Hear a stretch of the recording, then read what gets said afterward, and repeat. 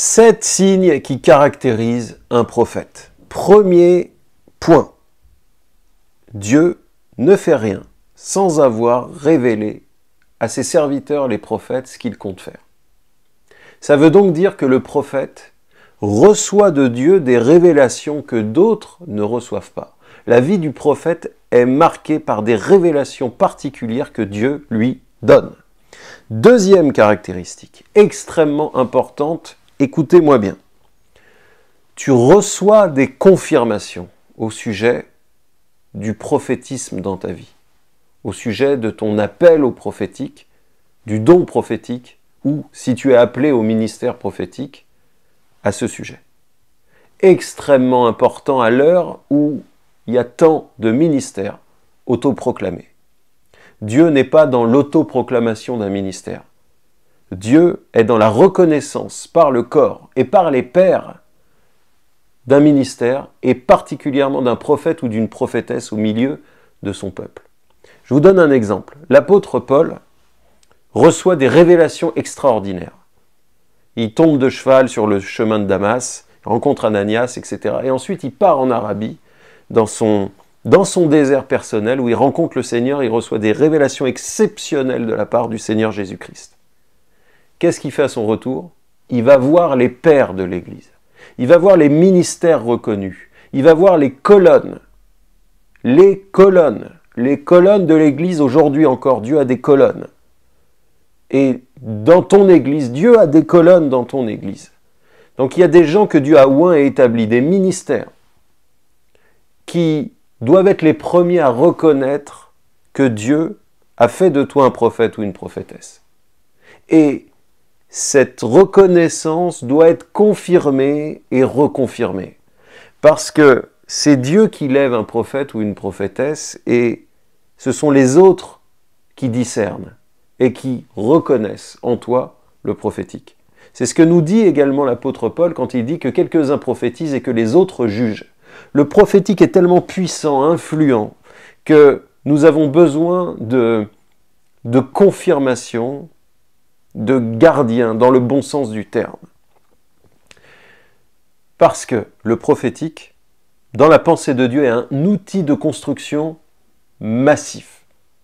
Mais, utilisé par l'homme n'importe comment, ça devient un outil de destruction, dont le diable se sert pour détruire l'Église, pour anéantir des choses et des gens surtout, que Dieu veut lever, construire, relever, former, guérir, consoler, exhorter et équiper. Soyons donc très très très sérieux. Si tu es appelé en tant que ministère prophétique, forcément, tu dois recevoir et continuer de recevoir des confirmations. Dans l'Ancien, dans le Nouveau Testament, c'est la même chose. Dieu dira, vous reconnaîtrez que j'ai fait de toi un prophète. Vous reconnaîtrez ou ils reconnaîtront qu'il y a au milieu d'eux un prophète.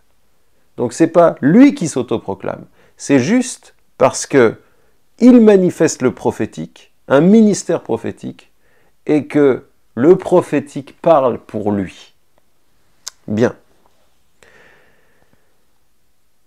Troisième caractéristique, tu peux passer d'une grande confiance à une grande peur. Et là, dans cette caractéristique-là, on touche à la personnalité du prophète. Je vous invite d'ailleurs à visiter le site prophétiqueinfluence.com si vous avez le désir d'aller plus loin dans le prophétique. J'ai ouvert une école de prophètes qui a lieu un samedi par mois sur Paris et qui est également accessible pour tous ceux qui ne sont pas de la région parisienne via Zoom. Je vous invite à vous inscrire, à prendre les informations, tout est sur prophétiqueinfluence.com. Par la même occasion, chaque mercredi sur Zoom, nous nous retrouvons pour l'école de révélation. Si vous voulez aller plus loin dans la parole, dans les profondeurs de la parole et dans votre croissance spirituelle, investissez sur vous, investissez votre temps dans ce que Dieu a investi en vous. N'oubliez pas de vous abonner à cette chaîne et d'activer la cloche de notification. Partagez les vidéos, partagez cette vidéo si elle vous édifie, si elle vous aide et si vous pensez que ça peut bénir quelqu'un. J'en reviens à la troisième caractéristique. Passer d'une grande confiance à une grande peur. Une grande peur, ce n'est pas du manque de foi. Qu'on soit bien clair. Je prends pour ce point le prophète Élie, qui va vivre des hauteurs incroyables dans l'esprit. Une démonstration de puissance et du surnaturel de Dieu, le feu du ciel va tomber. Il va renverser et remporter une victoire dévastatrice sur le camp ennemi contre les prophètes, les faux prophètes de Baal et d'Astarté. Et à la minute d'après, entre guillemets, les menaces de la femme Jézabel vont le faire s'enfuir au désert et demander la mort. Je vous disais que dans ce point-là, on s'approche de l'intérieur du prophète. Parce que les caractéristiques d'un prophète ne sont pas seulement le fait qu'il prophétise. Il prophétise parce que Dieu a formé en lui un espace pour que le prophétique puisse passer. Les hauteurs et les vallées, les montées et les descentes sont une des caractéristiques de la personnalité du prophète. Attention, il y a des gens qui sont bipolaires, il y a des gens qui sont dépressifs, il y a des gens qui vont pas bien et ça ne fait pas d'eux des prophètes. Mais au-delà de la foi, au-delà du manque de foi, il y a des grandes montées de confiance et des craintes à l'intérieur qui vont former un chemin dans lequel Dieu va pouvoir se révéler au prophète, et Dieu permet cela afin que le prophète reste toujours attaché à lui. Parce que le point le plus dangereux dans la vie d'un ministère prophétique, c'est l'orgueil. Quatrième caractéristique, le prophète ou la prophétesse est un homme, une femme, à la foi particulière. L'apôtre Paul va dire que chacun prophétise selon l'analogie de la foi. Ça veut dire selon la mesure de foi. Prophétise en accord avec la foi et la révélation que tu as reçue. Donc, le prophétique n'est pas d'abord connecté à la révélation de l'avenir ou d'une connaissance particulière dans la vie de quelqu'un. C'est d'abord connecté à la dimension de la foi. Prophétiser selon l'analogie de la foi fait que le prophète est par définition un homme de foi, à la foi particulière. Parce que la foi d'un évangéliste n'est pas la foi d'un prophète et n'est pas la foi d'un pasteur. C'est une mesure de foi que Dieu donne, mais la manifestation et l'orientation de cette foi ne va pas dans la même dimension, direction, ne produit pas les mêmes résultats. Cinquième caractéristique, tu n'aimes pas attirer l'attention sur toi. Le prophète est celui qui parle de la part de Dieu. Il est envoyé par Dieu pour parler de sa part au peuple, qu'ils écoutent ou qu'ils n'écoutent pas. Et en même temps, à l'intérieur de lui, le prophète veut être partout sauf là. Donc, il y a encore ce toucher et cette ligne, cette frontière commune au niveau de la manifestation extérieure du prophétique et la dimension de la personnalité intérieure du prophète. Une des caractéristiques d'un prophète, c'est qu'il ne cherche pas à être prophète. Il ne cherche pas à parler ou à être vu, mais, comme Jérémie, il va pouvoir constater que s'il se tait, il y a alors dans ses os un feu qui s'allume, un feu dévorant de telle sorte qu'il ne peut pas rester muet. Donc le prophète n'est pas quelqu'un qui aime parler, qui aime le contact forcément avec le public. C'est souvent un homme, une femme qui va préférer s'isoler, ou en tout cas la solitude, mais il va être poussé, contraint à parler.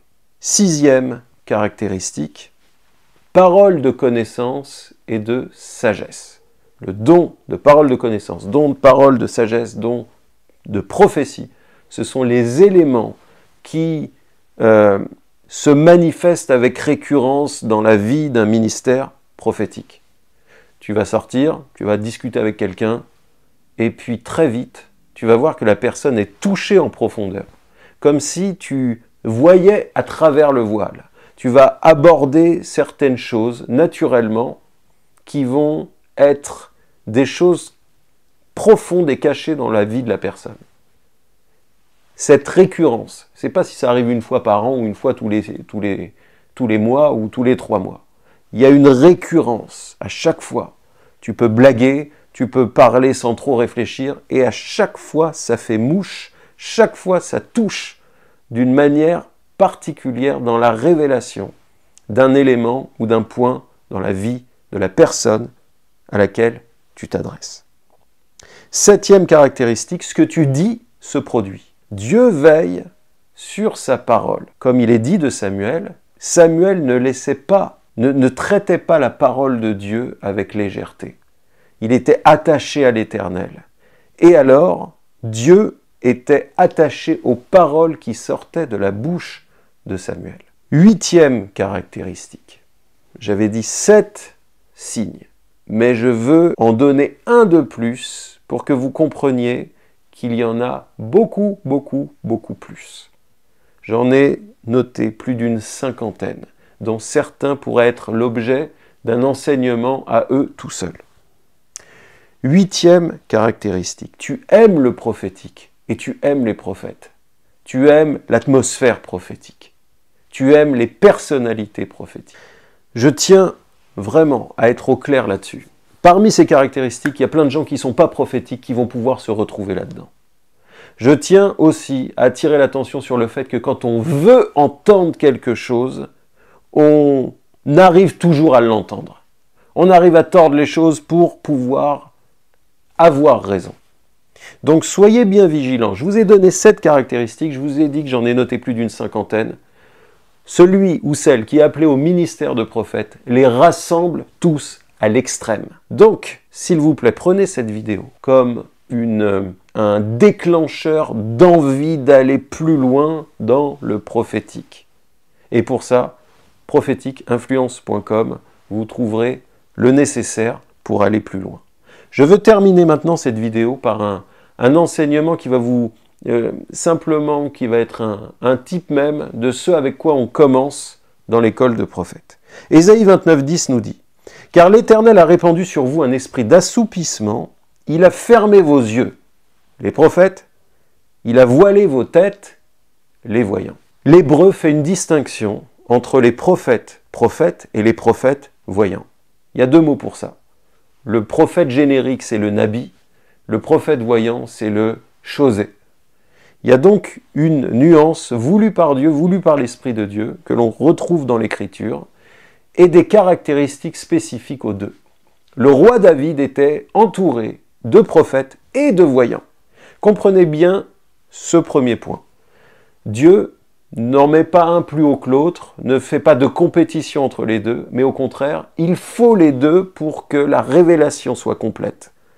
Il faut les deux pour que ce que Dieu a donné soit vraiment complet. Le prophète Nabi est celui qui va communiquer ce qu'il voit parce que Dieu lui montre. Donc, c'est pas seulement la vue, c'est son entendement qui va recevoir instruction de Dieu et il va donc le communiquer avec sa parole. Le prophète, le voyant, lui, il est écrit pour le faire taire, Dieu est obligé de voiler sa tête et pas seulement ses yeux. Donc la nuance entre le prophète et le voyant, c'est que le voyant ne voit pas qu'avec ses yeux. Le voyant, le prophète voyant est capable de prophétiser avec son ouïe, avec son odorat, avec sa vue, avec ses sens et ses sensations. Donc le prophète voyant va être capable de prophétiser avec ce qu'il entend, ce qu'il voit, ce qu'il sent, ce qu'il ressent, les sensations et tout un tas d'éléments comme ça.